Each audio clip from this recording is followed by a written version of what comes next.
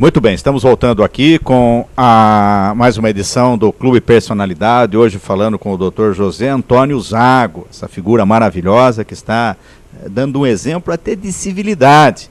E a gente estava dizendo aqui, doutor Mário, que o senhor estudou também, conhece, hoje o Brasil, brasileiro, de um modo geral, nós temos uma brasilidade muito grande. Nós gostamos de futebol, nós amamos a nossa pátria, o hino brasileiro, quando toca o hino nacional, a gente ainda arrepia, né?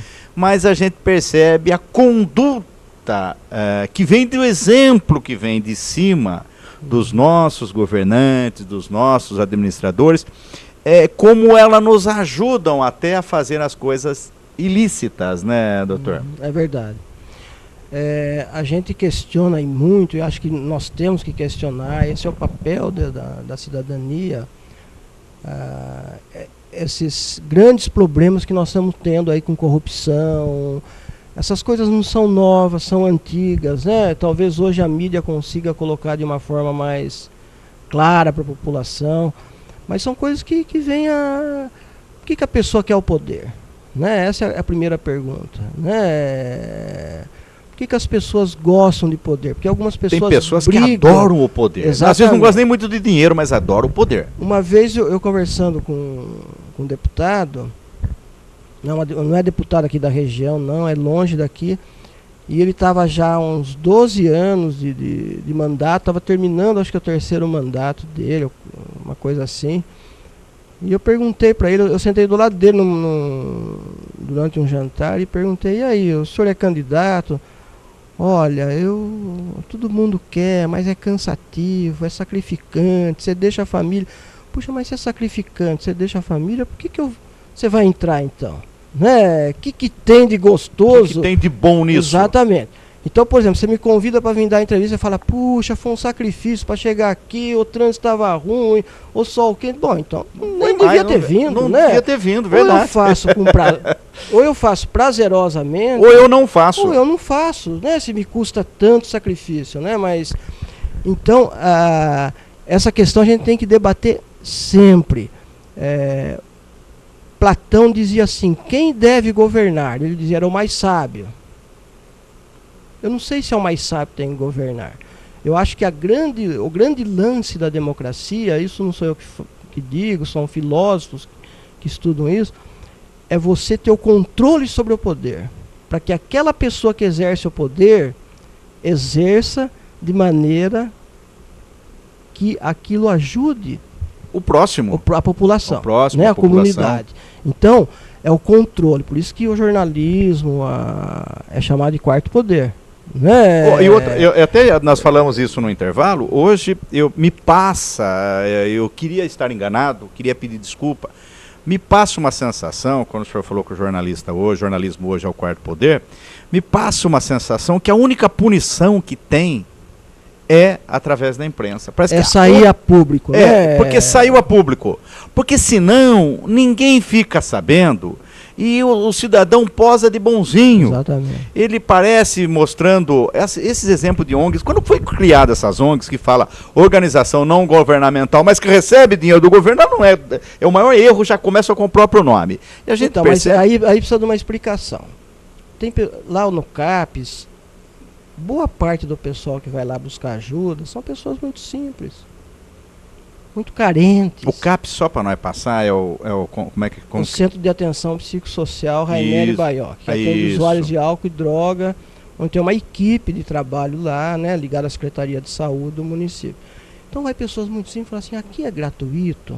Não se paga nada aqui? Não se paga nada, porque a pessoa tem receio de ser atendido e depois... E tem que pagar, que nem o Betusca manda o boleto depois. Betusca falou, fez propaganda: ô Paganini, não vou mandar abraço para você hoje, que eu falo aqui, o Betusca imprime o boleto. Mas então eu costumo explicar assim, falar: olha, não existe tratamento gratuito, nem aqui, nem no hospital. Por quê? Porque esse tratamento foi pago com imposto, com o arroz que a senhora comprou. Exato. Com o feijão ele já que a senhora paga, comprou. A gente já paga por isso, né? Exatamente. O SUS reverte isso em função do imposto. Então, Quando fala assim, a ONG recebe dinheiro do governo, é a ONG recebe dinheiro do povo. Exato. É o povo exato. que está financiando. É que criaram como a ONG, como o dinheiro vem para a isso. ONG, é o dinheiro que depois você não tem como administrar, é fácil fazer sacanagem, falcatrua com esse dinheiro. Tem ONGs muito sérias. Não tem, não. E eu respeito muitas. E... Elas são úteis, né?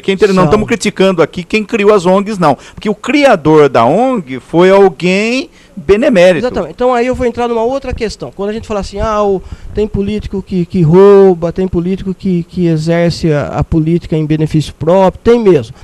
Mas o brasileiro, estou falando de modo geral e me incluo, também funciona de uma forma sociopática ou psicopática.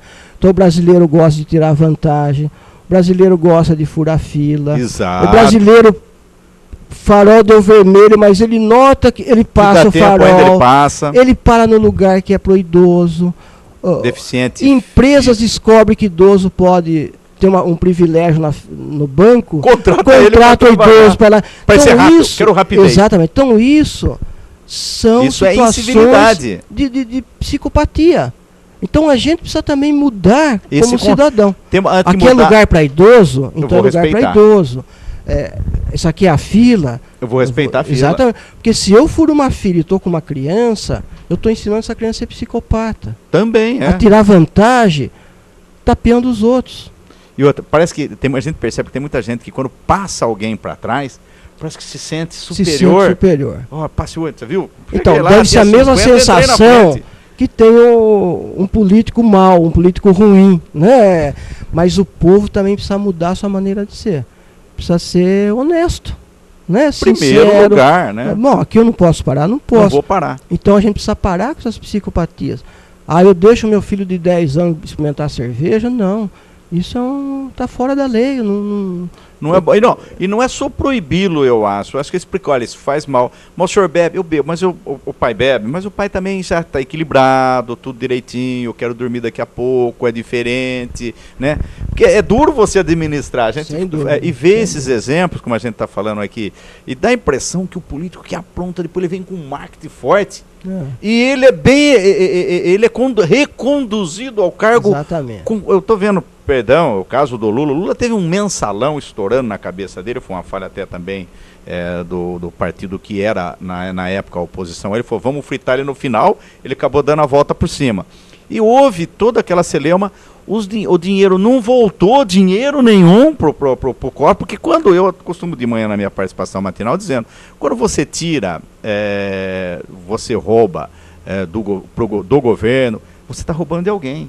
Claro. Você está roubando de uma pessoa. Claro. O cara que às vezes faz o uso até da droga, porque não teve, faltou dinheiro na educação, faltou dinheiro no trânsito, faltou dinheiro na cultura, faltou dinheiro no transporte. Exatamente. Quando falta dinheiro para alguma coisa, vai migrar esse mal desnecessário para algum outro. Exatamente. Então, vamos pôr essa malandragem. O nome técnico, o nome perfeito, é o malandro mesmo. Essa malandragem acaba fazendo a gente identificar e votar em políticos malandros também. Somos como é que o senhor falou? Entre aspas, né? A gente não é psicopata, não rouba, não mata ninguém. Mas a gente quando você endossa isso... A gente tem esses pequenos delitos. Né? Cometemos pequenos delitos, e é verdade. Por que não? Então, isso precisa mudar. A gente precisa mudar como povo. A gente precisa ser um povo sério. Né? A gente precisa ser um povo sério. Se eu combino com uma pessoa que tá hora eu vou atendê-la, eu preciso estar lá tá hora. Olha, pontualidade é a extensão do caráter. E se eu não estiver, eu preciso ter uma justificativa muito séria para isso. A gente precisa aprender a respeitar as pessoas, os locais. Então a gente precisa se transformar num país sério. Por quê? Porque aí você começa a eleger pessoas sérias. Né? Você começa a ter compromisso com a seriedade, né? Exatamente. Agora, doutor José Antônio, a gente sabe que há alguma coisa se fazendo, estou vendo o senhor falar isso, já vi muitas pessoas, convivo com pessoas que têm essa mesma ideia, não nesse contexto de conhecimento como o senhor tem, que o senhor conhece, tem uma madureza muito especial nesse sentido, o senhor consegue distinguir a coisa. o senhor percebe alguma mudança? E se o senhor percebe, o que é que tem que se fazer para as pessoas serem responsáveis, corretas, honestas, votarem bem? Olha, eu acredito muito na família. A instituição maior ainda é a família. Eu acredito muito na família. Mas a família, ela precisa também ser educada, né? E a nossa educação deixa muito a desejar. Às vezes eu vejo o ministro da educação falar sobre a educação e eu fico perguntando, onde está essa escola? Porque eu não consigo encontrar essa escola aqui na cidade, aqui na região. Escola pública. Ah, sim. Eu tenho várias pessoas conhecidas que são professores da rede pública e é realmente uma coisa muito complicada, né? Então eu penso assim, num país, né, ou numa sociedade que vive, que o dinheiro é fundamental, você precisa ter meios de ganhar o dinheiro, meios lícitos. Então precisa de emprego. O emprego é fundamental, que as pessoas tenham locais para trabalhar e ganharem a vida. E junto com o emprego, a informação, para as pessoas aprenderem o que fazer com esse ganho. Eu vou dar um exemplo para você. Eu trabalhei numa empresa e essa empresa permitia que funcionários fossem num certo supermercado e comprassem a prazo e depois vinha o desconto. O famoso cartão, convênio, né? Hoje. Isso, exatamente. Naquela época não tinha cartão. Não tinha o convênio. Então, marcava e depois vinha a conta. Exatamente. Então você via as pessoas mais simples, mais humildes, eram aquelas que gastavam mais em porcariada. Tá lá. Né? Por quê? Porque é a falta de informação. É a falta de escola. Né? Mas da boa escola. Né? Porque eu penso assim, que a nossa educação ela é subfinanciada. O financiamento que vem não é o ideal, não é o que permite fazer uma escola que realmente vai provocar mudança, né? E se você pegar países que saíram de uma situação difícil, hoje são países considerados de ponta, eles investiram na educação. Começaram lá no início investiram na educação. Se você pegar a história da Suécia, até 1910, a Suécia não era nada. Era um país tal qual os outros. Começaram a investir em educação, mudou-se tudo. Porque você compra uma pasta de dente, eu não sou dentista, né? Mas só vou dar um exemplo mais fundamentado. Você compra uma pasta de dente que custa R$8 e uma que custa 90 centavos, ela tem os mesmos efeitos. Lógico, senão ela seria proibida de vender. Você não... Mas isso você precisa ter informação. Porque senão você fala... Uma vez a minha mulher você também, entendeu? Como ela mandou comprar um azeite, eu fui no mais caro, porque achei que era o melhor. Aí cheguei em casa, ela me deu, não, o melhor não era esse. Mas eu falei, como você queria um azeite bom, eu comprei o mais caro, achando que estava fazendo um grande negócio. Exatamente. Então, é a informação que traz isso. Né? Por exemplo, quantos medicamentos têm nomes diferentes, mas com o mesmo sal? Né? O produto ativo é o mesmo, mas... e o preço varia muito e você acaba comprando aquele que é mais caro. Por achar que aquele genérico o genérico não é bom. Não é bom. Então a gente é mal informado. Essa que é a má informação, né? Você acredita. Então você compra a pasta de R$8 por má informação, porque você não foi educado, você não foi. Você fala, não, eu vou comprar a mais baratinha mesmo. É tão difícil ganhar meu dinheiro, né? O meu salário, o meu ganho. Então, eu acho assim, que esse binômio, trabalho e educação são fundamentais. Agora, é claro, essas bolsas que aparecem é uma forma de você amenizar uma coisa que está na miséria. Né? Mas não é uma política que vai fazer mudanças de fato. Você não é dando uma bolsa de como é que eles falam? Aí entra um jeitinho de novo.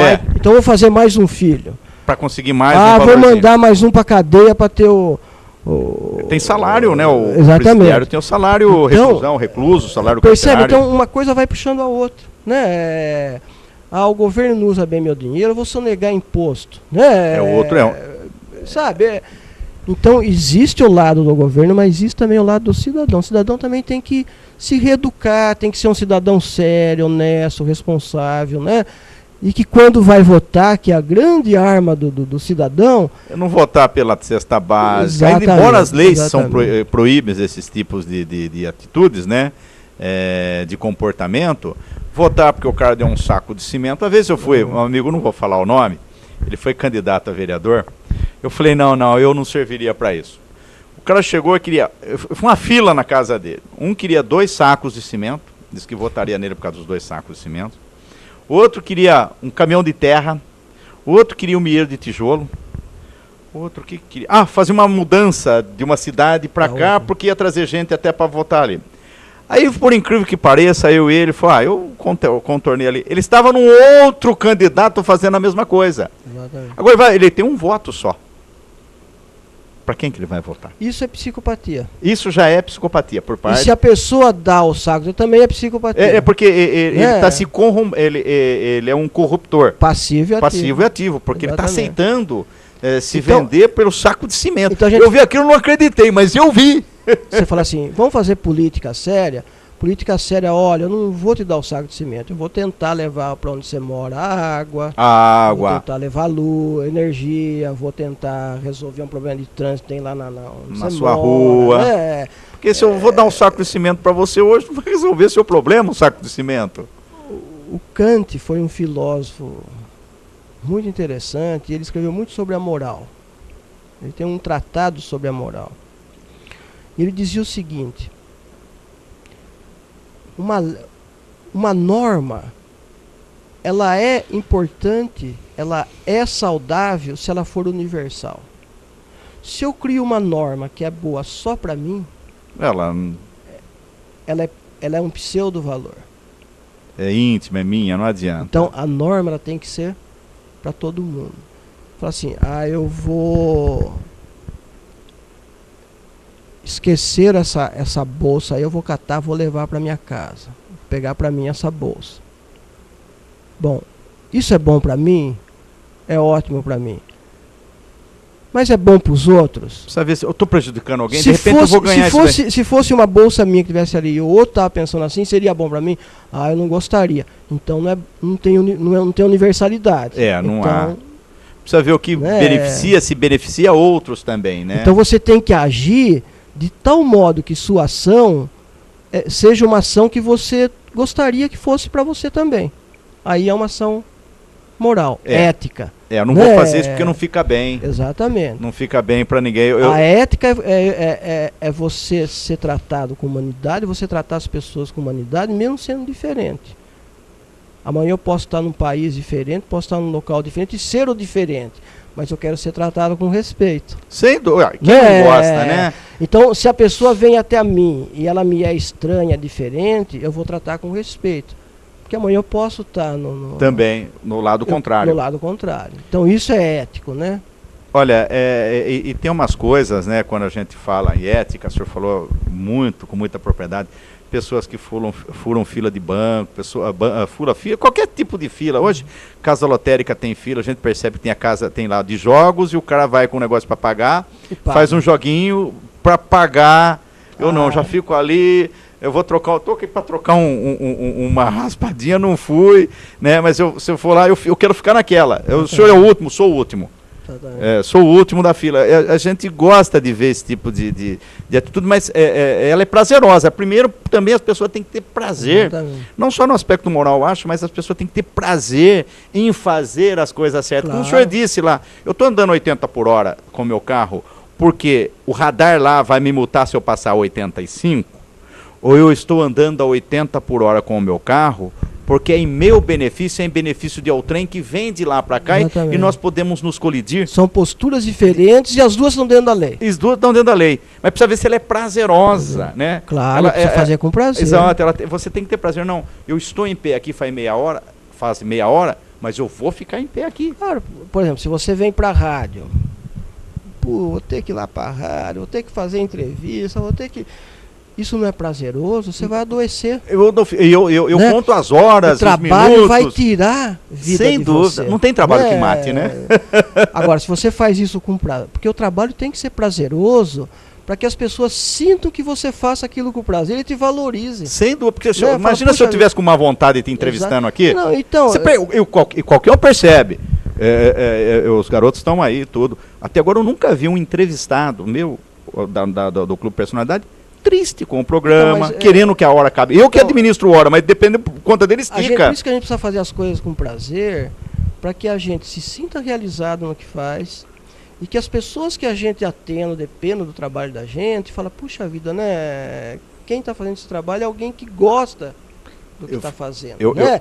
Isso gera prazer também. Exato, pessoas, exato. Né? Eu costumo dizer que eu ganho muito bem para fazer o que eu faço. Mas se eu não ganhasse, eu pagava para fazer. Poxa vida.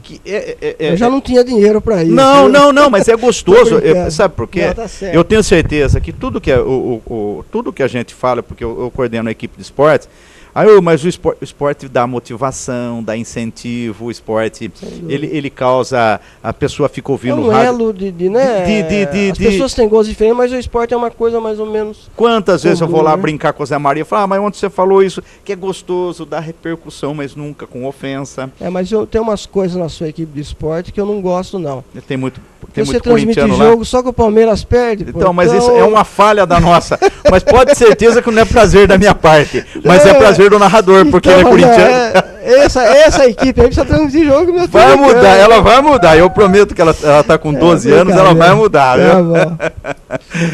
Bom, doutor Zé Antônio Zago, obrigado. Vou dar uns minutos para o senhor fazer as suas considerações finais.